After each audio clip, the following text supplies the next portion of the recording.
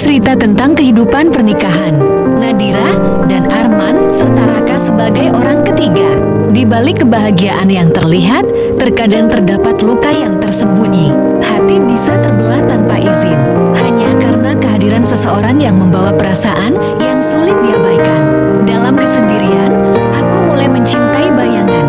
Aku adalah istri dari seorang pria yang tidak romantis dan kurang perhati-hatian. Dan setiap malam yang sunyi, aku bertanya pada diri sendiri, apakah cinta mampu menahan semuanya ini?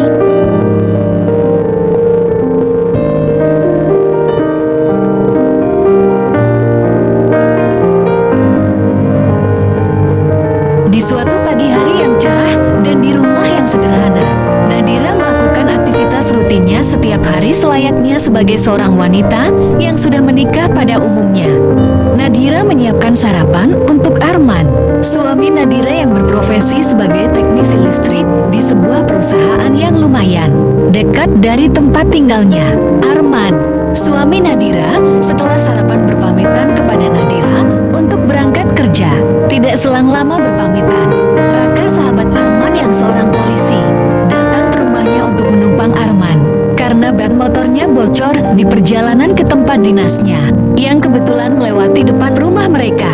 Raka di depan pintu rumah menyapa Arman dan Nadira. "Pagi, Man." "Pagi, Bu Nadira." "Wah, bau masakannya menggoda." Nadira tersenyum. Lalu Nadira menawarkan untuk sarapan di rumahnya. "Kalau begitu sarapan dulu, Mas." Lalu Arman menjawab, "Udah biasa, Rak. Kalau masakan istriku memang selalu juara satu." Nadira tersenyum dan menjawab pujian suaminya, "Iya dong, sebagai seorang istri harus bisa masak biar suaminya betah di rumah." Mereka bertiga pun tertawa dengan perbincangannya. Di tengah perbincangannya, Nadira menatap Raka saat Raka tertawa lepas. Sorot matanya menyimpan rasa yang berbeda. Setelah lama berbincang-bincang, Raka langsung mengajak Arman untuk bergegas berangkat karena sudah siang takut terlambat di tempat pekerjaannya. Setelah Arman dan Raka pergi, Nadira melanjutkan pekerjaan rumahnya yang belum selesai. Nadira menyetrika baju yang sudah menumpuk. Tetapi Nadira menyetrika baju sambil melamun obrolan ringan dengan Raka tadi pagi. Sikap sopan dan perhatian Raka, perbedaan dengan suaminya yang sedikit bicara dan tidak romantis. Di dalam hati Nadira berkata, "Kenapa hati ini berdebar-debar saat dia bicara? Padahal dia hanya teman suamiku." Tapi aku tak bisa bohong, ada sesuatu dalam diriku yang membuatku merasa kagum dan merasa dihargai oleh Raka. Dan kenapa aku mengharapkan Raka bakalan datang lagi ke rumahku ya?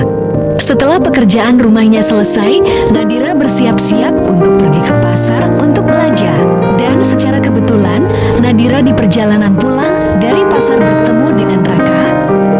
Raka pun langsung menawarkan bantuan kepada Nadira agar barang belanjaannya biar Raka yang membawa. Dalam perjalanan pulang, Raka mengajak Nadira mampir di sebuah kedai dekat pasar tempat Nadira berbelanja. Mereka berbincang sambil menunggu pesanan diantar. Raka bertanya kepada Nadira, "Kamu kelihatan capek, Nadira?" Nadira tersenyum dan membalas pertanyaan Raka. "Kadang capek bukan karena pekerjaan, tapi karena merasa sendirian." Mereka berbincang-bincang cukup lama. Di tengah perbincangan Raka dan Nadira saling bertatapan lama. Dan setelah sadar, mereka mengalihkan pandangan.